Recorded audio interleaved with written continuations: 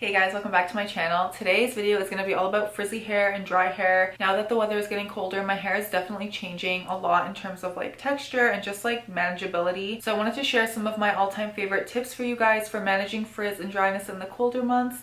These are tips that I used a lot when my hair was really long and dry when I lived in Ontario. And these are the tips that I'm now starting to incorporate back into my routine to prevent dryness as my hair is starting to get long again. But before we begin, I would like to thank Luisa Jewelry for sponsoring today's video. You guys know I've worked with Luisa Jewelry many times in the past, and it's because I really love their pieces. Their designs just start at $39 and they are long lasting and tarnish resistant.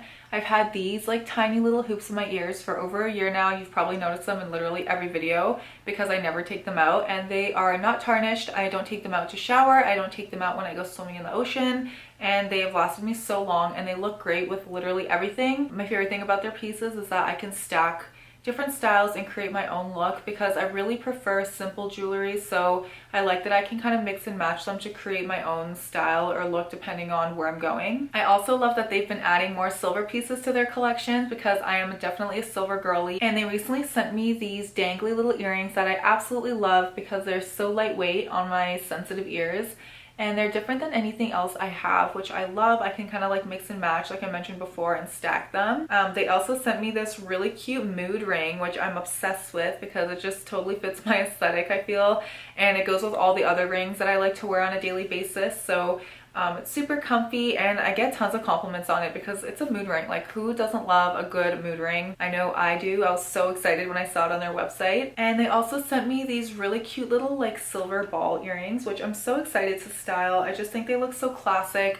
They go with everything, and these I find you can really dress up more than just like an everyday type stud or little hoop earrings. So I'm really excited to give these a go, especially with like a nice updo or something for like a little holiday party. They're gonna be super cute. I'm really excited about them. Because their pieces are so easy to mix and match, I think they're a really great gift option for friends and family, for a loved one, or even just to treat yourself, because again, their stuff literally goes with everything, so you really can't go wrong with gifting someone a little surprise piece from them. And all their jewelry come in these cute little pouches, which are amazing for travel and just for keeping your stuff safe.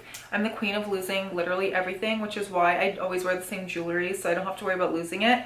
But these make my life so much easier. They were also kind enough to give me a code for you guys, so I'll have that link down below in the description box. Be sure to click through that link to head to their website and shop their styles for up to 30% off, which is super exciting and fun this time of year. And I will include the names of all the pieces I just mentioned in the description box as well. So thank you again to Luisa Jewelry for sponsoring today's video, and let's just get into the frizzy hair tips. So the first thing I want to mention about frizz and frizzy hair is that having frizz does not mean that you have damaged hair. I feel like there's a lot of misconception around frizz and frizziness in your hair. It doesn't mean that your hair is damaged. It doesn't mean that your hair is not healthy. It doesn't mean that you have like a bad hair type either. It just is something that happens. Frizz is something that really depends on your specific hair type and porosity level. It basically means that the hair shaft, like the cuticle, is open as opposed to flat and closed, which is what gives the appearance of like the little flyaways and frizziness. So for example, my hair is low to medium porosity, but mainly low now that it's all been like freshly cut, and I really don't experience frizz that often at all.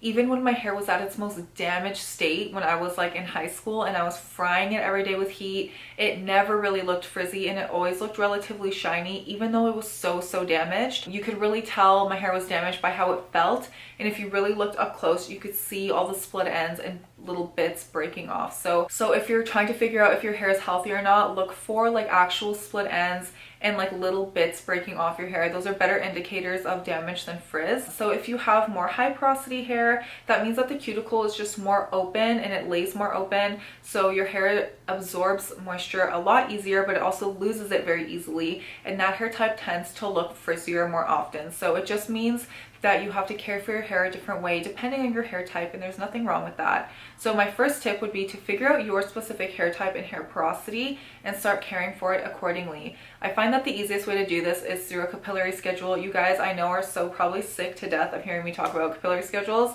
but I just find that it's the easiest way to like not have to think about your hair care as much and have like a specific routine that's for you and your hair goals. I usually get mine made through Hair by Olive Marty on Instagram. I'll have her Instagram link down below. She does really good personalized in-depth capillary schedule programs. She really gets into detail about your hair goals, your hair type, what products you have on hand, whether you prefer DIYs or store-bought products, like all of the things. She really asks a lot of good questions, so I would really recommend going through her, even just following her for hair tips as well. She shares a lot of great information on her page. Otherwise, I know the hair routine has like a free quiz on their website, so I'll link them down below as well, where you can go and fill out the questionnaire and kind of get an idea of what your capillary schedule can look like, and then you can go ahead and fill in the masks however you'd like. If capillary schedule is not really your thing, that's totally fine too. A lot of people prefer to just follow a more intuitive schedule when it comes to hair masks. I would just say that like following a routine that works well for your specific hair type and being consistent with hair masks is like my first tip and is the most important. I think it makes the biggest difference, and especially when your hair is kind of getting ravaged by the natural elements and wind and cold. Doing a really good deep treatment once a week is going to really help with shine, frizz. It's going to help to prevent breakage, and your hair is just going to overall feel a lot better. My second tip kind of falls in with the same routine situation, but find a good nighttime hair care routine that works for you. I've been getting a lot more strict with my nighttime hair care because over the summer I really just neglected it, to be honest.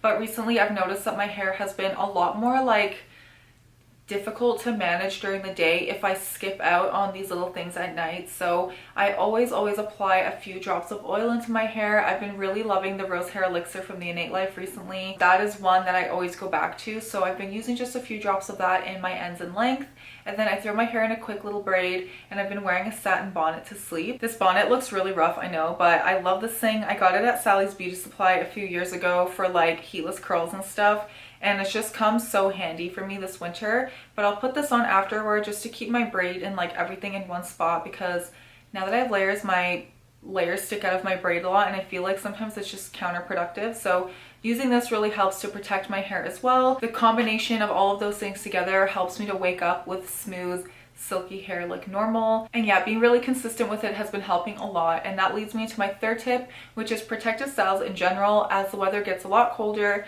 I'd really recommend wearing your hair in some sort of protective style when you're out. This will really help with frizz and breakage and dryness in general. But wearing your hair in a low braid or low bun, add a few drops of oil or leave-in conditioner before you put it up. Even like a claw clip bun, or if you're wearing a beanie or hat or scarf over your hair, anything that's going to kind of keep it covered and out of the wind is going to make a huge difference, even if you only wear it like while you're commuting. When I used to go to school in Toronto, I used to wear my hair in a braid or in a bun or something on the subway when I was like outside waiting for buses and stuff. And then once I got to my university and I was inside and going to my classes, I would let it down and just enjoy my life. That's one of my top tips as well. Protective styles when you're out is going to make a big difference. My fourth tip is to try the LCO method or LOC method when you are using your leave-in conditioners after the shower and in between washes.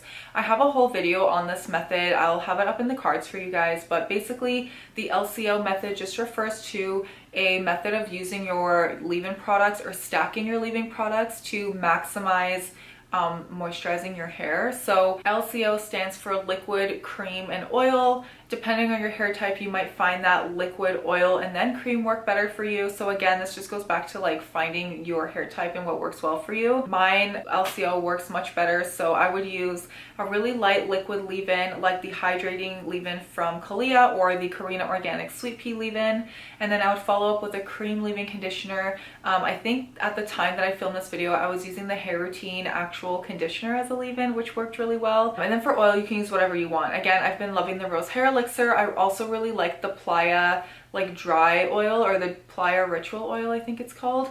They're both really lightweight and they work really well on my hair after the shower. So stacking them that way, it just helps to lock in as much moisture after washing as possible, and this really helps with frizz a ton. It helps with detangling, and it just kept my hair super healthy looking and shiny when it was really long and I was living in Ontario and the winters were really harsh. I swear this made like such a huge difference in my hair. So I think it's something I'm going to start trying again as the weather gets a little bit colder. But I really recommend you guys try it out if you haven't yet. Again, I'll have my video of it linked up in the cards for you. I go into much more detail about the benefits behind it and like a routine on how to do it. So I'd really recommend trying it. And then my fifth and final tip is to invest in a good humidifier. This is just something that's a little bit extra, and if it's not accessible to you, don't worry about it. But a humidifier will really help to replenish moisture into the air. Having your heater on really dries out the air, which will dry out your hair and skin over the winter time. So using a humidifier to replenish moisture back into the air will help to keep your skin looking nice and dewy and moisturized.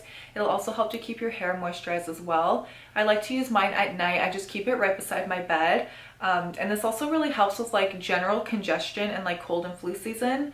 I cannot breathe from October until pretty much April. So if it's not cold and flu, it's allergies, and a humidifier makes a huge difference for me. So I'd really recommend it just for general wellness. But those are all my tips for dry frizzy hair for this winter. I really hope you guys found this video helpful. There are tons more, of course, but I want to keep this video as short and sweet as I can. Please let me know in the comments what your favorite tips are for battling frizz and dryness in the winter. I'm always looking for new things to try out, and I'm sure it would be helpful to a lot of people watching this as well. So let me know down below what you think. And again, a big thanks to Luisa Jewelry for sponsoring today's video. Don't forget to click the link in the description box so you can shop their collection for up to 30% off. And thank you guys so much for watching. I really hope you enjoyed this video and found it helpful, and I'll see you in the next one. Bye!